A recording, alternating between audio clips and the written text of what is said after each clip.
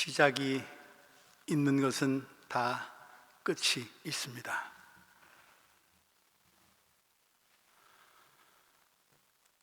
Anfang gut, alles gut 이란 말도 있지만 Ende gut, alles gut 이란 말 또한 있죠.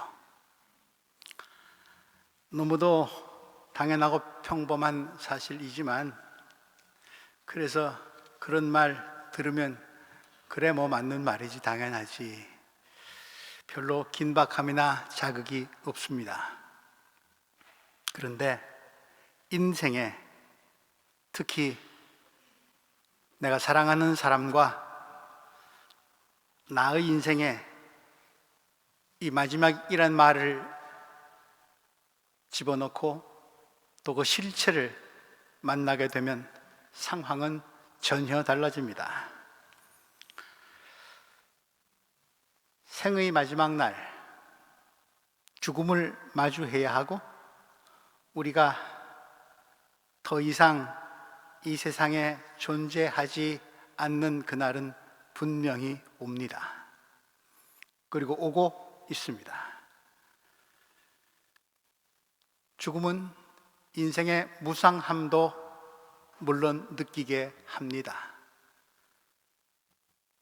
그러나 죽음은 또한 지금 나의 모습 돌아보게 하고 내 삶의 가치와 소중함 깨닫게 해주고 또 죽음은 내 곁의 사람들도 다시 바라보게 합니다.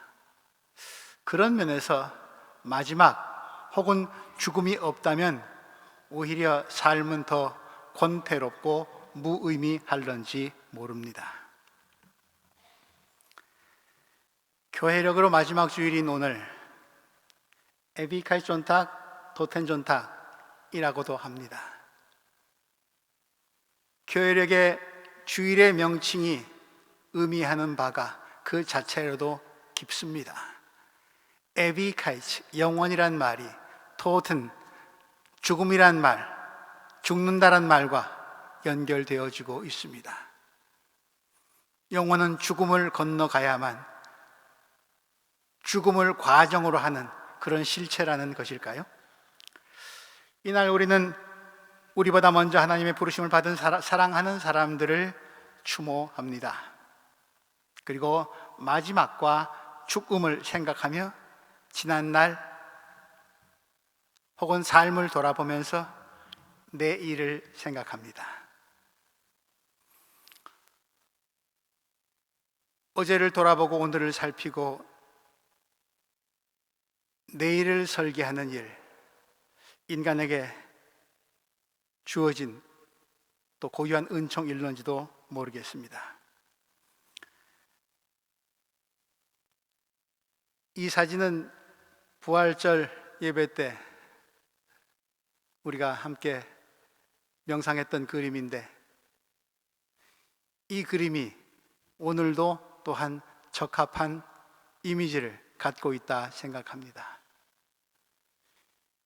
이곳과 저곳, 죽음이라고 하는 사건 후에 무덤 안에 매장되고 갇혀 있을 수밖에 없는 한계를 가진 육신이지만 부활은 그 한계를 뚫는 일입니다. 저 두터운 꿈쩍도 하지 않을 것만 같은 생명 최후의 적인 죽음이 그만 항복하고 말았습니다. 뚫렸습니다. 그리고 저 새 세상으로 새로운 빛으로 안내하고 있습니다. 성경은 죽음을 잠과 연관짓고 있습니다. 마가복음에는 예수께서 죽은 소녀를 살리신 사건이 기록되어 있습니다. 마가복음 5장 22절에서 41절까지의 말씀이 그러한데 여러분들이 잘 아시는 회당장 야이로의 딸의 이야기이지요. 38절 말씀, 예수께서 사람들이 울며 통곡하며 떠드는 것을 보시고 들어가셔서 그들에게 말씀하셨다. 어찌하여 떠들며 울고 있느냐? 그 아이는 죽은 것이 아니라 자고 있다. 그들은 예수를 비웃었다. 그러나 예수께서는 아이의 손을 잡으시고 말씀하셨다. 달리다굼, 탈리타쿰. 그러자 소녀는 곧 일어나서 걸어 다녔다. 예수께서는 사람들의 눈과 다르게 보십니다. 죽음을 잠자는 것으로 보십니다. 그리고 예수님이 깨우십니다.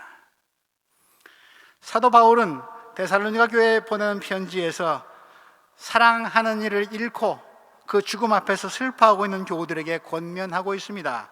데살로니가 전서 4장 13절에서 14절 말씀입니다. 형제 자매 여러분, 우리는 여러분들이 잠든 사람의 문제를 모르고 지내는 것을 원치 않습니다. 여러분은 소망을 가지지 못한 다른 사람들과 같이 슬퍼하지 않아야 할 것입니다. 우리는 예수께서 죽으셨다가 살아나신 것을 믿습니다. 이와 같이 하나님께서 예수 안에서 잠든 사람들도 예수와 함께 데리고 오실 것입니다. 사도의 권면은 누가 죽었을 때 죽음 앞에서 슬퍼하지 말라라는 말씀이 결단코 아닙니다. 슬퍼할 수밖에 없죠. 안타깝고 애절하죠. 그러나 그리스도인들의 슬픔은 소망을 가지지 못한 사람들의 슬픔과는 달라야 한다는 것입니다. 죽음의 자리에서, 죽음의 순간에 우리를 기다리시는 분이 있기 때문입니다. 그분이 저 무덤 문을 깨시고 이기신 예수 그리스도이십니다. 죽음은 그래서 그리스도와의 또 다른 만남의 순간, 우리 주님과 동행하며 여기 이 땅에서도 살지만 전혀 질적으로 다른 차원의 주님과의 만남이고, 그분 안에서 영원한 삶이 새롭게 시작되는 순간이기도 합니다. 마치 잠에서 깨어나 새 아침을 맞고 새로운 날을 시작하듯이 말입니다. 그러므로 그리스도인들은 죽음을 슬픔과 절망이 아니라 믿음과 희망으로 채울 수 있습니다. 있어야 합니다. 죽음의 자리, 우리가 약속을 하고 그곳을 갈 때 누군가는 만난다는 기다림이 있을 터인데, 죽음의 자리에서조차, 그 시간에서조차 누군가를 만날 수 있다. 그 누군가를 향한 기다림, 혹은 죽음 후에 일어날 어떤 사건, 무언가를 기다린다. 그 무언가에 대한 기다림에 대한 믿음과 희망은 타인의 죽음뿐 아니라 자신의 죽음을 대하는 태도와 자세를 전혀 다르게 해줄 것입니다. 죽음을 대하는 자세가 달라지면 자연히 삶을 대하는 태도, 자세 또한 달라질 수밖에 없습니다. 하숙생이라는 옛 우리 한국 가요가 있습니다. 아마 여기 계신 분들 비행기 타고 건너오실 때도 유행했던 노래였을 것 같습니다. 인생은 나그네 길, 어디서 왔다가 어디로 가는가. 참 멋지죠? 가사는 참 멋진 것 같은데 인생의 허무함이 절절하게 다가오는 그런 노래입니다. 세상에 얼마나 많은 길이 있을까요? 왜 말입니다. 지도나 내비게이션에 표시되어 있지 않은 길까지 합하면 수를 헤아릴 수 없을 것입니다. 그리고 그 길마다 주소가 혹은 출발점과 목적지가 있을 것입니다. 그런데 게다가 거기다가 그렇게 하고 많은 길인데, 셀 수 없는 길인데, 거기다가 또한 인생 또한 나그네 길이라고 합니다. 지구상의 모든 인류들이 지나갔고 가고 있고 가야 할 길, 그 어느 인생길도 똑같은 길은 없지만 그 길의 목적지, 종점은 어디입니까? 어디 한 곳으로 모여지는 것 같습니다. 많은 사람들이 인생 나그네 길의 목적지, 종점은 죽음이다 라고 말할 것입니다. 그러나 이처럼 허무해 보이는 인생길의 목적지를 다른 시각으로 보는 사람들이 있습니다. 노래 한 곡 감상하시겠습니다. 독일 찬송가입니다. 저도 말씀을 준비하면서 새롭게 발견한 찬송인데 가사말이 참 너무 좋아서 여러분과 함께 나누고 싶습니다. 한국어로 번안을 하긴 했는데 저희 아이가 좀 많이 도와줬는데, 그런데 이 운율에 맞추기에는 조금 더 노력을 좀 해야 될 것 같습니다. 한국말로도 우리가 한번 좀 번안을 해서 부르고 싶은 노래이기도 합니다. 저 그림에는 지상에서 영원으로 이어지는 다리, 영원의 다리라고 하는 그런 그림 제목으로 사진이 하나 걸려 있습니다. 독일 찬송가 533장 Du kannst nicht tiefer fallen, 더는 낙심하지 않으리. 우리 어떤 절망에도 우리를 받쳐주는 그 무언가가 있다는 속뜻이 담긴 그런 찬송입니다. 한번 들어보시겠습니다. Du kannst nicht tiefer fallen als nur in Gottes Hand, die zum Heil uns allen barmherzig ausgespannt. Es münden alle Pfade durch Schicksal, Schuld und Tod, doch ein in Gottes Gnade, trotz aller unserer Not.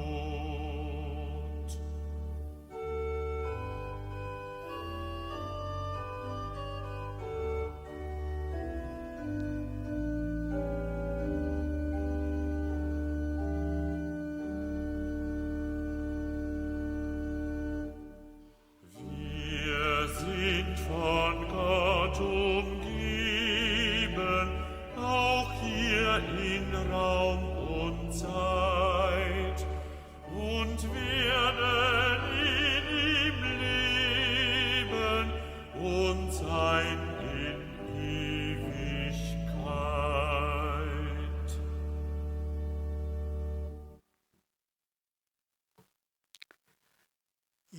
인생은 수고와 슬픔뿐이어서 낙심하여 방황하다가 죽음으로 끝나는 그런 길이 아니라 분명한 목적지를 향한 순례길이라고 노래하고 있습니다.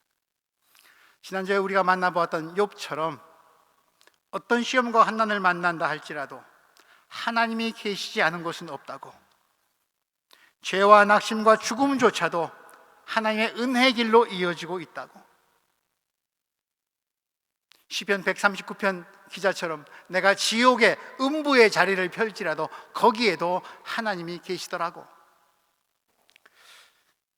그래서 인생 순례길 끝에서 하나님을 만나 영원한 삶으로 이어질 것이라고, 그 영원한 삶을 믿으면서 지금 여기서 하나님의 보호 아래 살아가겠노라고 그렇게 다짐하며 노래하고 있습니다.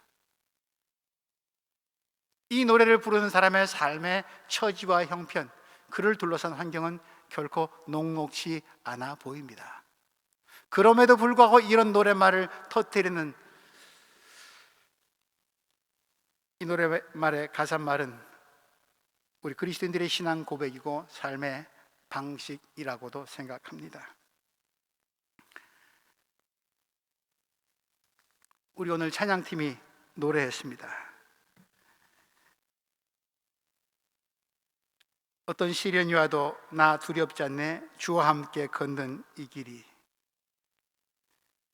하늘에 쌓아둔 이 순례길, 그 나라에 이를 때까지 이 순례길 멈추지 않으리. 우리 찬양대도 지금까지 지내온 것, 오늘 주일에 적합한 찬양 해주셨는데, 찬양팀도 순례길 멈추지 않으리, 오늘의 말씀 본문과 또 적합한 찬양을 해주셔서 감사를 드립니다. 오늘 사도 바울은 고린도 교회에 보내는 편지에서 부활에 대해서 이야기하고 있습니다. 고린도 교회에 부활이 없다고 주장해서 그래서 교회 공동체를 어지럽히는 무리들이 생겨나기 시작했습니다. 그들의 부활을 부정하는 자들의 물음은 그러합니다. 첫 번째, 죽은 자들이 어떻게 다시 살아나는가?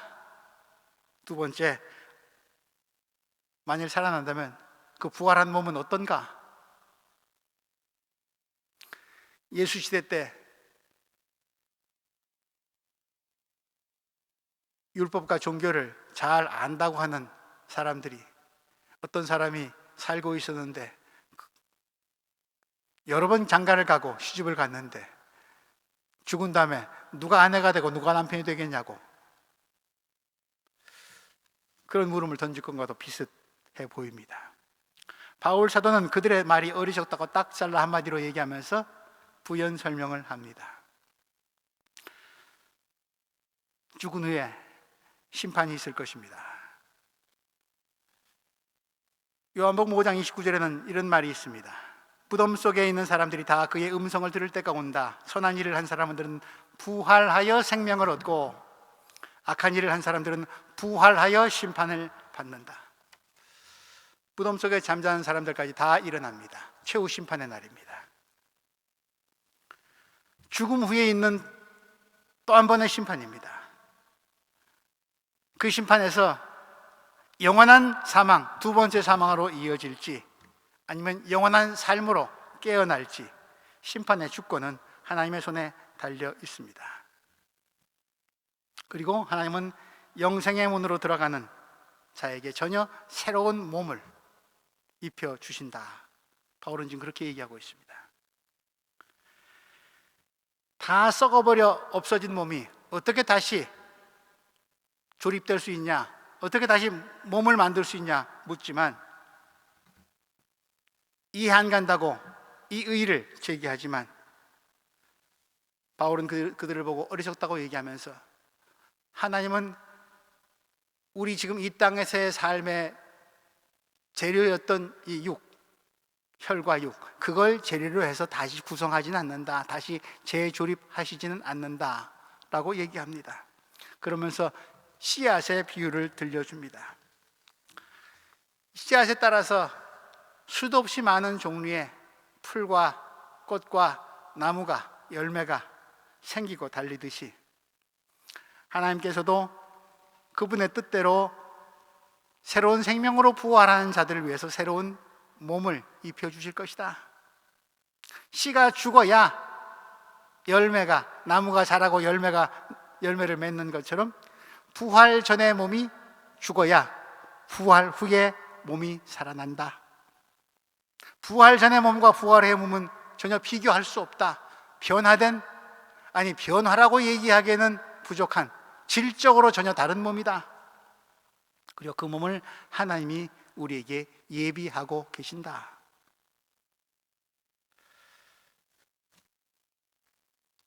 사람의 몸과 짐승의 몸이 다릅니다. 짐승 가운데서도 물에 사는 짐승들과 땅에 사는 짐승들과 공중을 나는 짐승들의 골격과 몸의 형태가 다 다릅니다. 고래는 내내 물속에 살아도 전혀 지장이 없지만 땅의 동물들과 사람들은 그렇게 가두어두면 이내 숨을 멈추고 맙니다. 대기권 바깥으로 나가면 어느 생명체도 온전치 못하겠죠. 그러나 대기권 밖에 있는 우주를 떠도는 별들의 형체도 있습니다. 다 몸이 다릅니다. 적합하게 지어졌습니다. 우리는 이 세상에 태어나서 이 세상에 살기에 적합하도록 하나님께서 오묘하게 신비롭게 지어내셨습니다.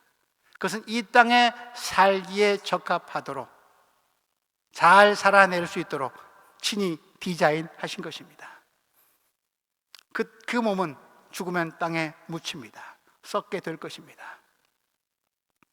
그렇지만 부활로 우리가 다시 입게 될 몸, 새롭게 조성하시는 몸은 하나님이 새롭게 창조하시는 몸, 좀 성경적인 용어를, 어려운 말을 빌린다면 신령한 몸입니다. 영적인 몸입니다. 육적인 몸이 아니라. 그것은 썩지 아니하고 부패하지 아니하고 사라지지 아니하고 영원토록 그 형체가 유지되는 영광스러운 몸입니다. 그 신령한 몸의 주소는 이 땅이 아니라 하늘입니다. 우리는 그 하늘, 그것을 영원한 본향이라고 얘기하고 그것을 그리워하면서 그것에 돌아갈 것을 약속받고 또 기대하고 기다리면서 걸어가고 있는 순례자들이라고 바울은 좀 그렇게 얘기하고 있습니다. 첫 번째 출생에서 땅에 적합한 몸을 얻어서 땅에 속한 사람이 됐다면, 우리가 이 땅에서 의로운 삶을 잘 살아감으로 인해서 하나님께 인정받아 심판 후 영원한 생명에 이르게 되면 영원한 형상을 얻어서 하늘에 속한 사람이 될 것이라고. 그 몸은 우리와 전혀 다른 몸이지만 하늘에서 주님과 함께 안식을 누리면서 우리 여기 이 땅에서 아직 살아있는 사람들과 교통하고 있을 거라고. 사랑하는 분들을 먼저 보내신 분들은 먼저 가신 그분들이 입고 있을 새로운 몸의 형태를 생각하시면서 오늘의 슬픔과 이별을, 아픔을 견뎌내셨으면 좋겠습니다. 그리고 언젠가 나도 그 몸을 입고 다시 만나게 될 날을 주님 안에서 약속받으시기 바랍니다. 우리는 땅의 사람들이지만 우리의 눈빛은 하늘을 향해 열려 있어야 하고, 그렇게 열린 눈빛을 받을 때, 주님으로부터 받을 때 옆에 사람들, 함께 더불어 살아가는 사람들에게 조금 더 신경 쓸 수 있고 함께 살아갈 수 있고 나아가 사랑까지 할 수 있지 않겠습니까? 그래서 부활을 모르는 사람들, 부활을 부정하는 사람들은 하나님을 알지 못하는 사람들이라고 바울은 그렇게 얘기하면서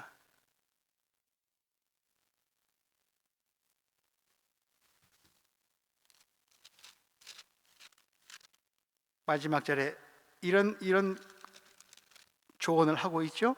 비천한 것으로 심겨 영광스러운 것으로 살아납니다. 약한 것으로 심는데 강한 것으로 살아납니다. 자연적으로는 몸으로 심는데 신령한 몸으로 살아납니다. 여기 이 땅에서 비천하고 약하고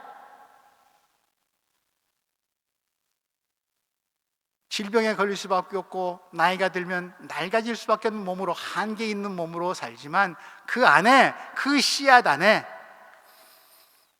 영광스러운 것이, 강한 것이, 신령한 것이 그 안에 잠자고 있으니 그것이 언젠가 깨어날 그날, 죽음 이후의 사건인데 그것 대비하면서 그 안에 있는 것들 소중히 잘 갖거라.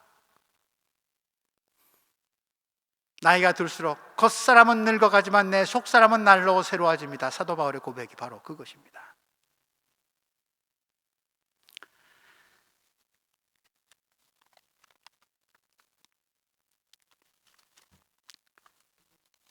독일 찬송가에서도 그렇게 하나님 만날 날을 노래하고 있지만 예수님께서도 당신께서 이 땅의 지상의 사역이 끝날 때, 종착역이 보일 때 이런 말씀을 주셨습니다. 요한복음 14장 28절, 나는 아버지께로 간다. 내 아버지 집에는 있을 곳이 많다. 너희가 있을 곳을 내가 마련하러 간다.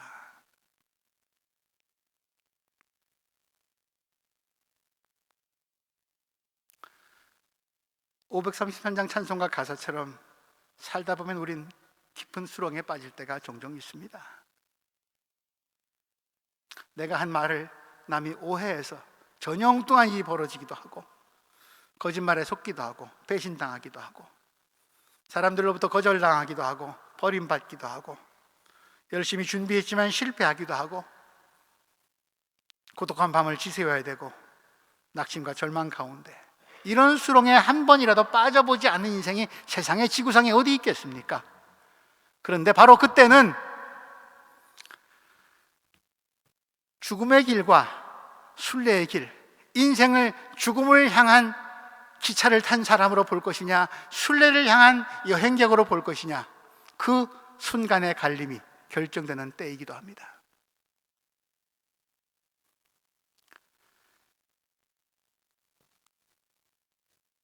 죽음 같은 환난이, 지난주에 우리가 살펴봤듯이 차라리 죽는 것이 차라리 소원인 그런 환난이 우리를 엄습할 때, 내 몸을 흔들어대는 것이, 이 고난이, 고통이 내 영혼까지 좀먹지 않도록, 침범하지 않도록 조심하십시오.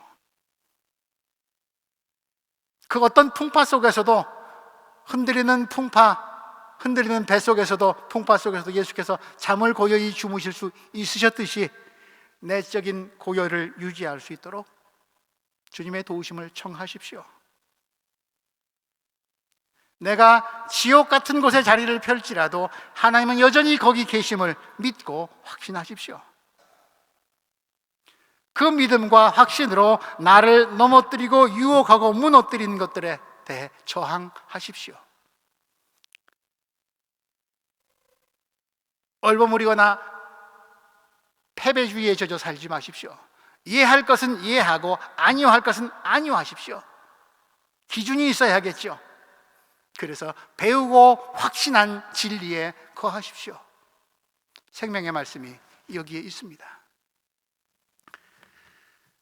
그렇게 살 때 모든 길들은 순례의 순례길로 이어질 것이고 하나님의 보호 아래 하나님의 품으로 종래에 이어질 것입니다.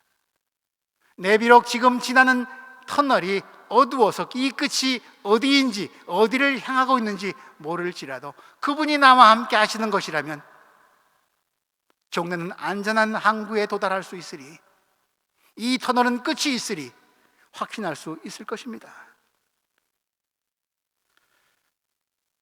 그 전혀 새로운 빛으로 나아가는 과정일 거라 기대하면서 기다리면서 우린 죽음이 끝이 아니라 새로운 생명으로 옮아가는 것임을, 마치 야곱이 온 밤을 지새우면서 죽음을 건 생명을 건 씨름을 하다가 새로운 이름을 얻고 브니엘의 아침 햇살이 걸어온 아침 햇살이 비치는 강변을 절뚝거리며 걸어갔듯이 우리 인생에 상처는 있을지라도 하나님은 오히려 그것을 훈장으로 여기시면서 닦아 주실 것입니다. 그리고 그날 하나님 품에 안긴 그날 내가 걸어왔던 그 길, 견뎌낸 그 길, 이겨낸 그 길, 그 인생길이 하나님 나라에 주님의 품에 이르는 길이었음을, 그 과정이었구나, 바로 그래서 내가 그 길에 서 있었구나, 훗날 그렇게 되돌아보면서 감사를 드리며 깨닫게 될 것입니다. 말씀을 마무리합니다. 나이가 들수록 시간이 빨리 갑니다. 참 인생이 짧다는 거 느껴지게 됩니다. 저는 여러분들에 비해서는 많이 아직 어린 사람임에도 불구하고 이런 말씀 드리는 걸 양해하십시오. 10살 때는 인생이 10km로 간다고 하죠. 답답합니다. 빨리 어른 됐으면 좋겠습니다. 50, 60, 70 되면 이 자동차가, 인생 자동차가 정신없이 달리기 시작하는데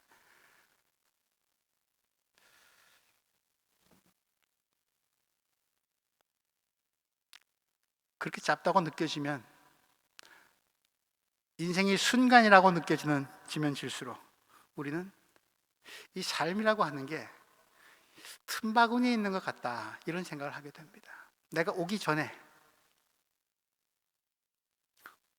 무슨 시간들이 있었고요, 내가 지금 살고 있는 이 순간이 있고요, 내 이후에 이대로 끝나지는 않았으면 좋겠다, 끝날 수는 없다, 적어도 내가 이렇게 열심히 살았는데.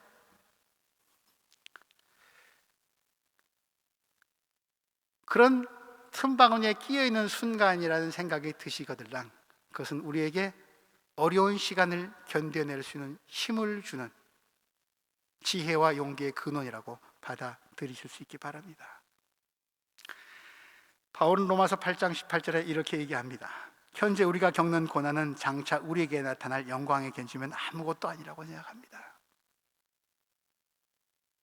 목적지를 바라보는 눈이, 생각이 열려있고 깨어있어야 지금 현실을 이겨낼 수도 있고 견뎌낼 수도 있고 바르게 처리할 수도 있습니다.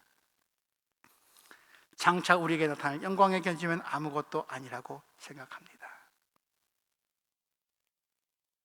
장차 우리에게 나타날 영광에 비하면 나이가 들어갈수록 이 영광에 자꾸 더 가까이 다가가시는 것 아닙니까? 횟수가 지날수록 육신의 몸이 낡아가고 고장 날수록 내 안에 작아지고 부패해지는 것뿐 아니라 오히려 더 성장하고 커가는 것도 있다는 것 아닙니까? 아마 그럴 때 우리는 죽는 순간에도 이렇게 말할 수 있을지 모릅니다. 기대할 수 있어요.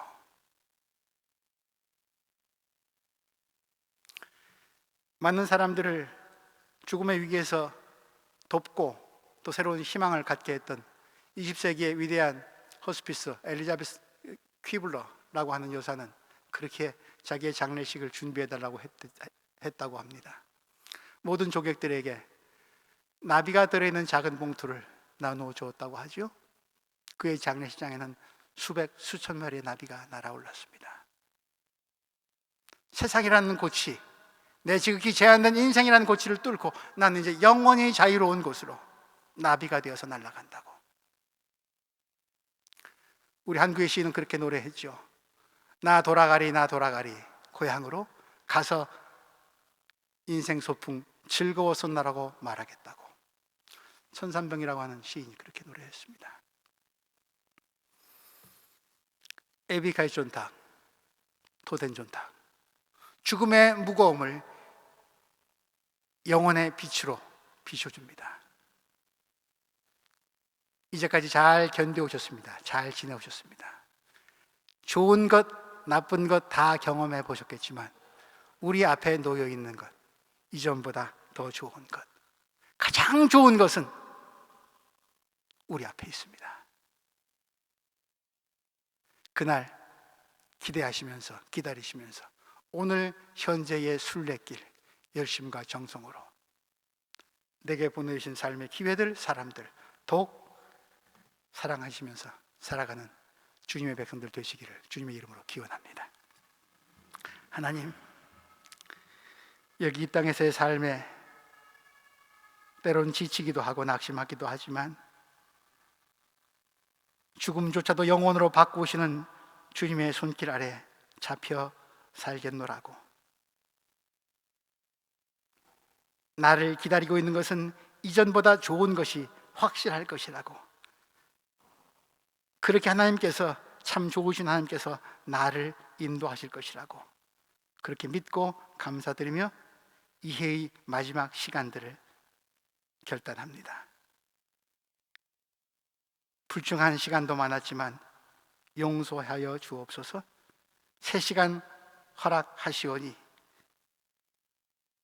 새 마음 새 뜻으로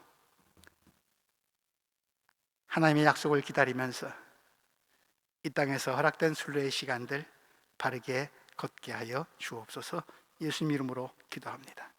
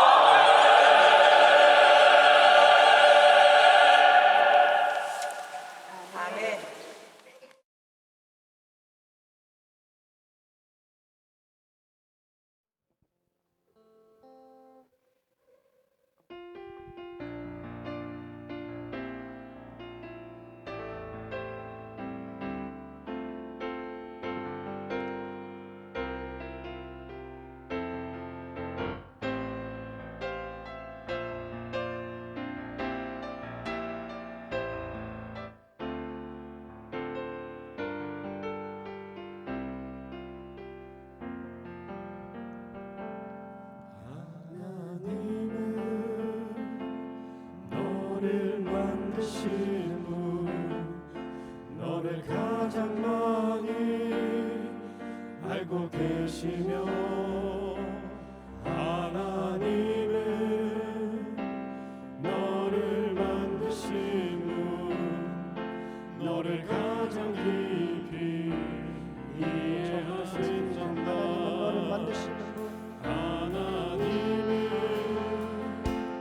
너를 만드신 분 가장 많이 알고 너를 가장 많이 알고 계시며 하나님은 너를 만드신 분 너를 가장 깊이 이해하신단다 하나님은 너를 지키시는 분 하나님은 너를 지키시는 분 너를 절대 포기하지 않으며 하나님은 너를 지키시는 분 너를 쉬지 않고 지켜보신단다 그의 생각 그의 생각 셀 수 없고 그의 잠이 무궁하며 그의 성실 날마다 새롭고 그의 사랑 끝이 없다 하나님은 너를 원하시는 분 하나님은 너를 원하시는 분 세상 그 무엇보다 이 세상 그 누구보다 하나님은 너를 원하시는 분 너와 같이 있고 싶어 하신단다 하나님은 너를 인도하는 분 하나님은 너를 인도하는 분 광야에서도 폭풍 중에도 하나님은 너를 인도하는 분 푸른 초장으로 인도하신단다 그의 생각 그의 생각 아버지 셀수 없어 셀 수 없고 그의 잠이 무궁하며 그의 성실 날마다 새롭고 그의 사랑 끝이 그의 생각 그의 생각 셀 수 없고 그의 잠이 무궁하며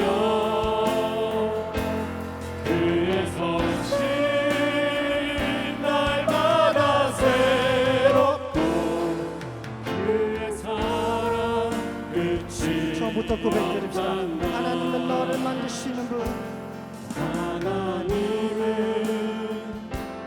너를 만드신 분 너를 가장 많이 알고 계시며 하나님은 너를 만드신 분 너를 가장 깊이 이해하신단다 너를 지키시는 분 하나님은 너를 지키시는 분 너를 절대 포기하지 않으며 하나님은 너를 지키시는 분 너를 쉬지 않고 지켜보신단다 그의 생각 셀 수 없고 그의 잠이 무궁하며 그의 성실 날마다 새롭고 그의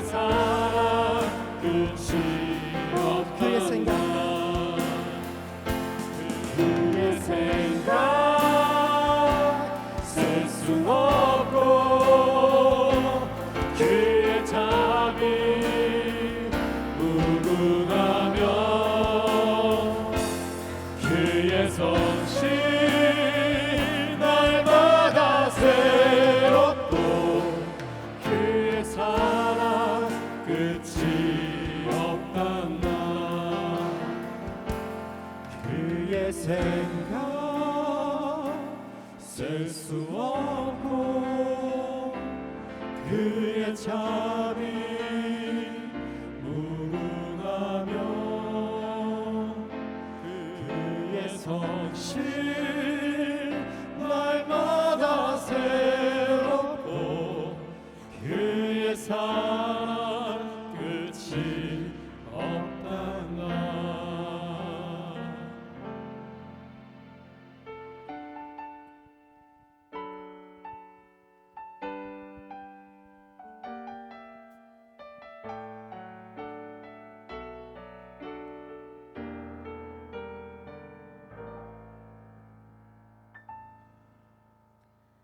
나 지금은 비록 땅을 벗다며 살지라도 내 영혼 저 하늘을 디디며 사네. 내 주님 계신 눈물 없는 곳 저 하늘에 숨겨둔 내 소망 있네. 보고픈 얼굴들 그리운 이름들 많이 생각나. 때론 가슴 터지도록 기다려지는 곳. 내 아버지 넓은 품날 안으시는 저 하늘에 쌓둔 내 소망 있네. 주님 그 나라에 이를 때까지 순례의 걸음 멈추지 않으며 어떤 시련이 와도 난 두렵지 않네. 주와 함께 걷는 이 길에 지금 비록 땅을 벗으며 살지라도 내 영혼 저 하늘을 디디며 사네. 내 주님 계신 눈물 없는 곳 저 하늘에 숨겨둔 내 소망 있네.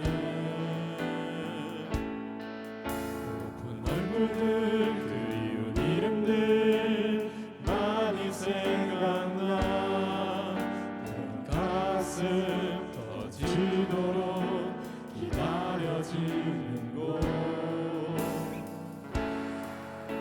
내 아버지 넓은 품날 안으시는 저 하늘에 쌓은 새 소망 있네. 주님 그 나라에 이를 때까지 순례의 걸음 멈추지 않으며 어떤 시련이 와도 난 두렵지 않네.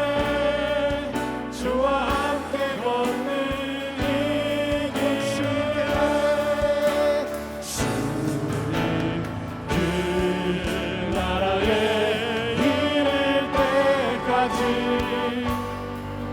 순례의 걸음 멈추지 않으며 어떤 시련이 와도 나 두렵지 않네. 주와 함께 걷는 주님 그 나라에 주님 그 나라에 이를 때까지 순례의 걸음 멈추지 않으며 어떤 시련이 와도 난 두렵지 않네.